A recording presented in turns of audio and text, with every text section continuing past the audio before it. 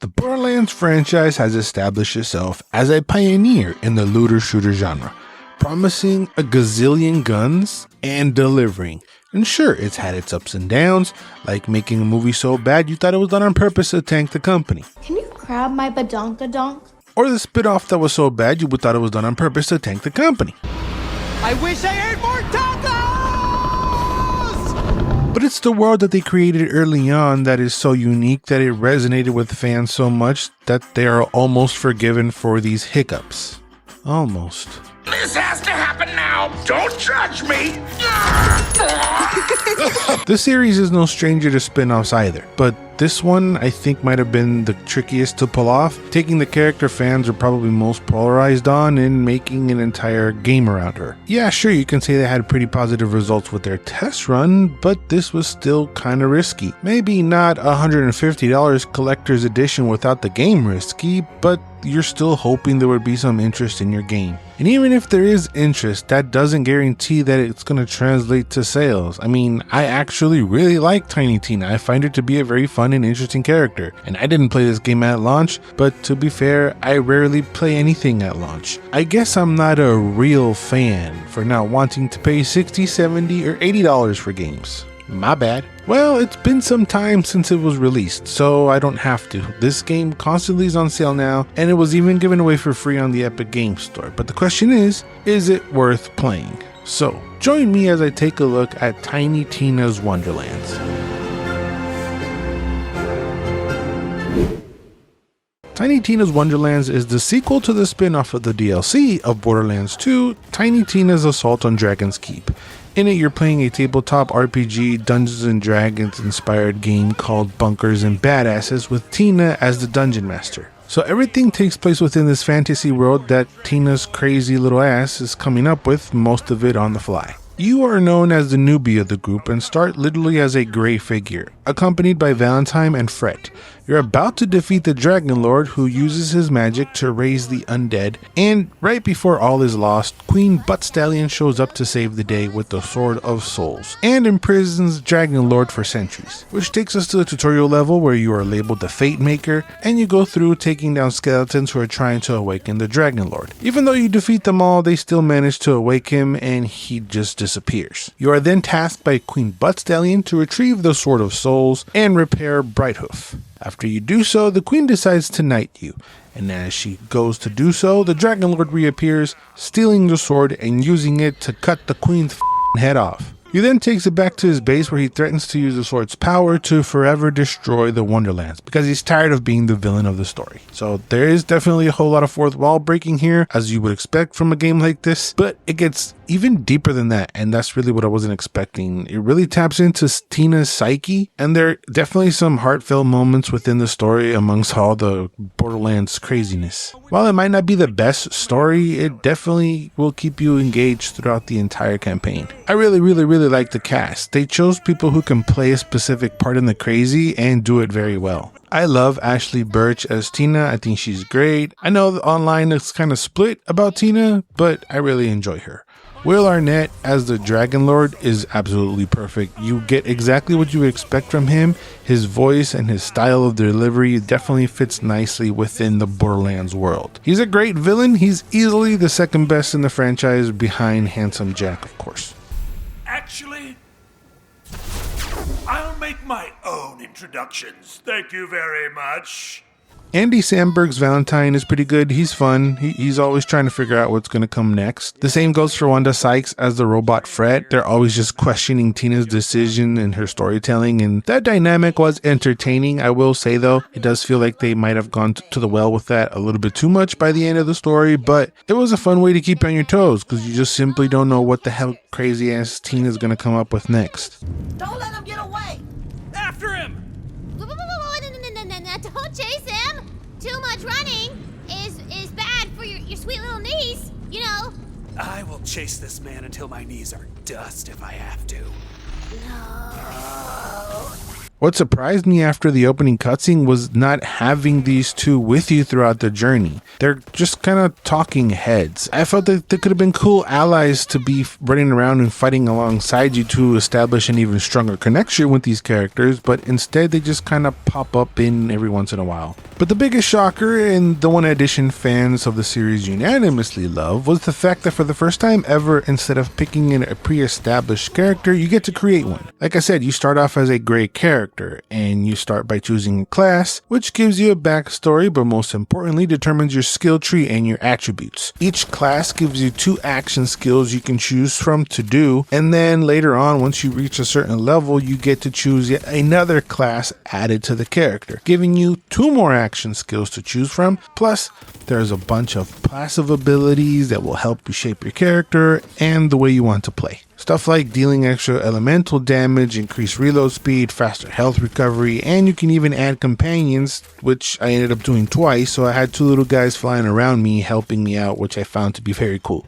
There is one class locked behind a paywall, and that kind of sucks, but there's still a healthy amount to help you mix and match to your little heart's desires. Character customization options in the beginning are decent. You do unlock more hairstyles, armor, colors, and textures and stuff like that along the way. But starting out, there's plenty of options for you to go wild with. Not gonna lie, I did spend way too much time making my character that you really don't get to see much of other than the first cutscene. But like I said, you see him all gray and he doesn't really appear in the cutscenes later on. But they do have voice options because you will be hearing a lot of them, of course, coming from the first person perspective.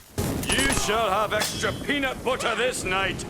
The gameplay is very similar to Borderlands 3. This is, of course, a looter shooter, and there are a ton of guns.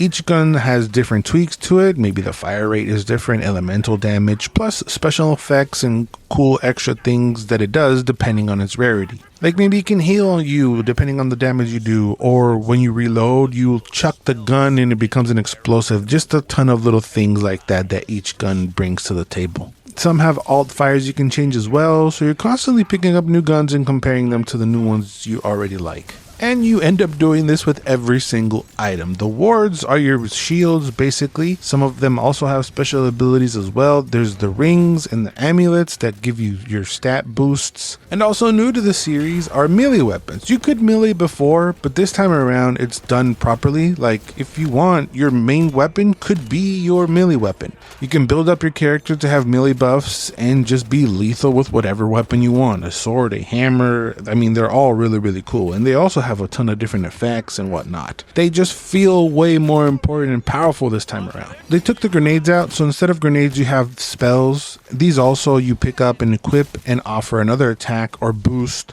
that you can do that operates on a cooldown similar to the action skill. It does stuff like summoning Hydra heads that attack, or they might drop ice shards from the sky in a certain area, or shoot out electricity that chain hits enemies. There's really a ton of them, and again they each come with their own stats and effects and abilities. And at first I really did miss the grenades, but because of how cool these spells are, I think it's a nice swap and it makes sense for this theme. It wouldn't make sense for them to have grenades, I guess, in Wonderlands. Plus there's just so many, I don't think there are really any bad ones per se, just some that I would prefer over others. So at the end of the day, if you're a hoarder like me, there's a lot for you to pick up, and I did pick every single item up, which fills up your inventory very quickly, and this thing can get annoying. But I can admit, I guess it was my fault because I do have the FOMOs. I fear I was missing out on the next big weapon that might drop, and even with them having the locker that picks up potential good items you might have left behind, I felt the need to be constantly picking everything up. I just couldn't help it, and I tried to just pick up the best looking shiny ones, but at the end of the day I couldn't help myself. I was picking everything up.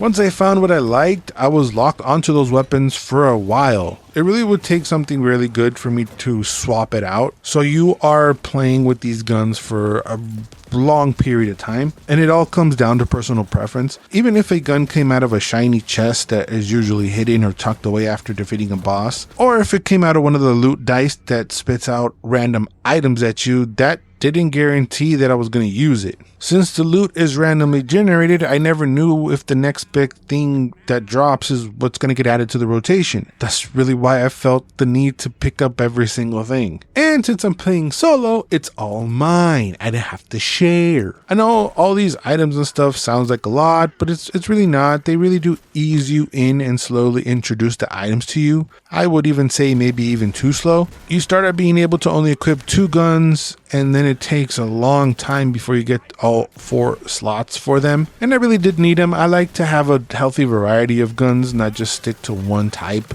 But other slots take a while to open up as well, like the rings and the amulet. They don't open up until well into the game. The way I picked the guns I like, I determined it by how fast I could put away an enemy. I don't even care about the effects or what it looked like or how it fired. It could have been a common weapon, but if you can one-shot enemies in the face and it has enough bullets to do so a few times with a decent reload speed, I would keep that over anything else that looked fancy. Same for my spells and the action skills. Whatever worked together, I picked. That's just what I liked. Any choice I can make to make the deaths go quicker is a decision I was going to make. Then I found myself combining my action skills with the spells, plus other attacks, and you start running around the level kind of feeling a little invincible. And since I played this alone, I felt I needed all the help I could get. It's not a terribly difficult game, but every once in a while you will get swarmed by a huge horde of enemies, which is why I do believe this game is way more fun with people. I've played past games with someone, and even if you have to split the screen, I still think is the best way to play it, but I still had a ton of fun soloing. There are 14 different locations, each with their own fantasy theme, and the variety is pretty fresh. No levels feel the same. They're all connected through the Overworld, kind of taking inspiration from JRPGs, and as you progress, the world starts shifting and opening paths to progress. There are also shortcuts you can knock over to connect the different areas. There's some random NPCs chilling that hand out side quests. Enemies can pop out for random encounters. There are dungeons which have you taking on hordes of enemies a few waves at a time. Then you get loot after completing. And an item that if you collect more helps you open up the map even more. I must say I really did like the Overworld. I like how it looks with the real things that you would find on a board like Cheetos and whatnot. And I prefer that over simply just jumping from level to level. I like that it connected everything and that you can explore it. You do a side quest that doesn't really seem like a big deal, but that side quest can end up revealing a whole entire side quest level. I really loved how the side quests were done here. It didn't feel like there was a ton of backtracking to them in the sense that they had me jumping from level to level.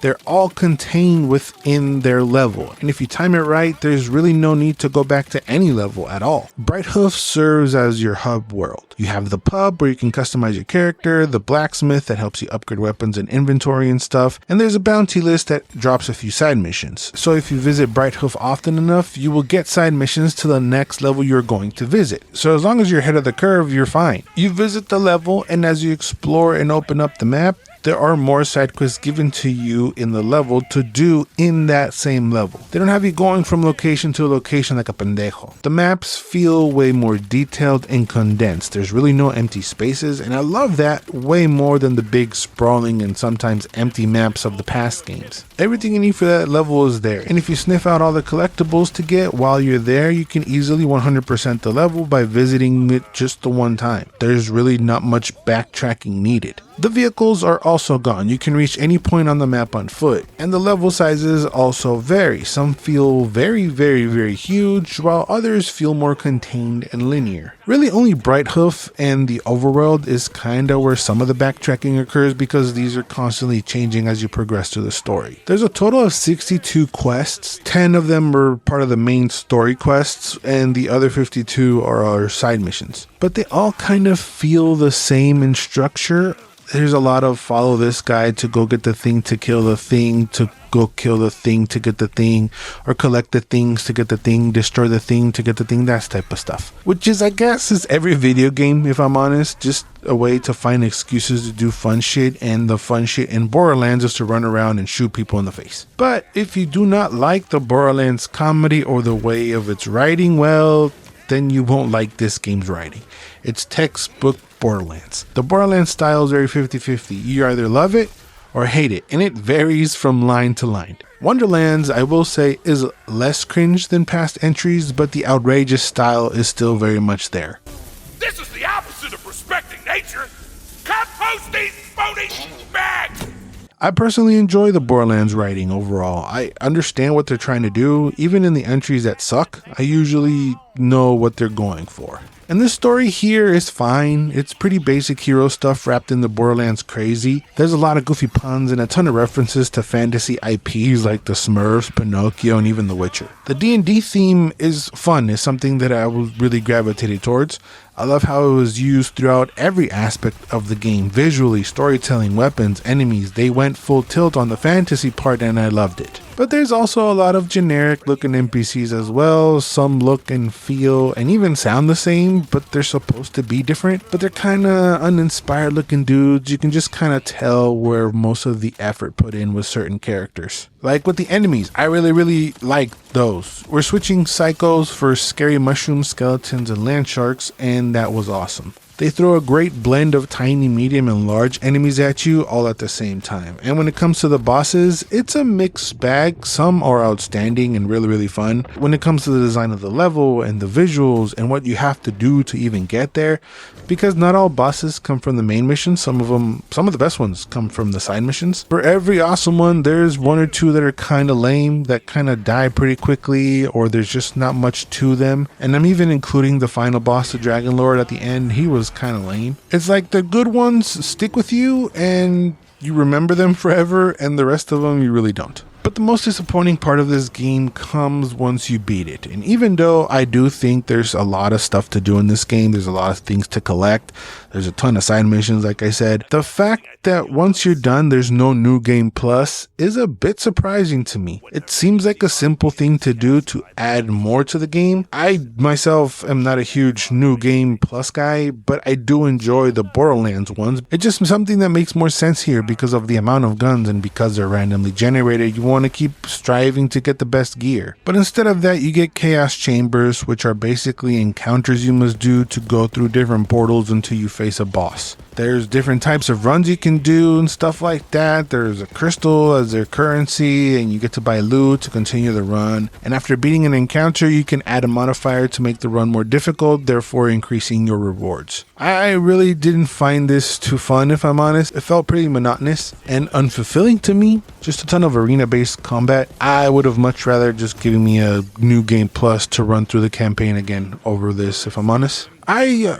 have been reading that people do enjoy these, but I don't know, it just wasn't my thing. And their season pass DLC was even more bullshit. There's a 4-pack that are basically dungeons that can take you between 10 to 20 minutes to complete, revealing a brand new boss, and honestly that's pretty much it. There's not much in terms of story added or building more on the Wonderlands world. It's just a very lazy way to extract an extra $30 from players. I don't believe in DLC in the first place. I think it's a scummy practice. I think it started off with good intentions, but companies found it a way to extract even more money for not giving a whole lot. But there are some examples of good DLC out there, and the Borderlands franchise was one of the ones that did good DLC. I mean, I am talking about a game that spun off entirely from one of its DLCs. So for them to quickly turn around and change the formula to this type of bullshit really irks me. Even after Borderlands released years later, instead of learning from it and taking fans' feedback, it seems like they're going backwards by opening their mouths and pissing their fans off by saying some ignorant ass greedy shit. Greed will always leave bad impressions. Unless you are what they call a real fan, where you just run out and blindly buy whatever they want to sell you, greed can really do some damage. And they should know better by now. Good DLC, good game, good value leads to more sales of the game. And this DLC is definitely not worth running out to buy the game for. If anything, it might keep people away from playing, and that sucks because it stains what is otherwise a good game. I like Tiny Tina's Wonderlands base game. I still think there's some value in there. I love the theme, the unpredictability of Tina, and the Borderlands wackiness, the endless guns, and the fun run and gun gameplay. I liked it more than I liked Borderlands 3, and I definitely think that it's worth giving the base game a try now if you've been curious about it this whole time. There's definitely some value and a lot of time to squeeze out. I saw a lot of people complaining about 30 hours of campaign. To me, that seems like a lot, especially for what you can pick it up now. But those are my thoughts on Tiny Tina's Wonderlands. Let me know yours down in the comments. Did you love it? Did you hate it? Thoughts on its DLC? any and all Borderland things, the movie. Let's talk about it down in the comments. When you're down there, since you made it this far, I'm gonna guess you enjoyed the video, so help me out by dropping a like and consider subscribing to the channel. Thank you guys for watching. Remember to always and forever, you do you.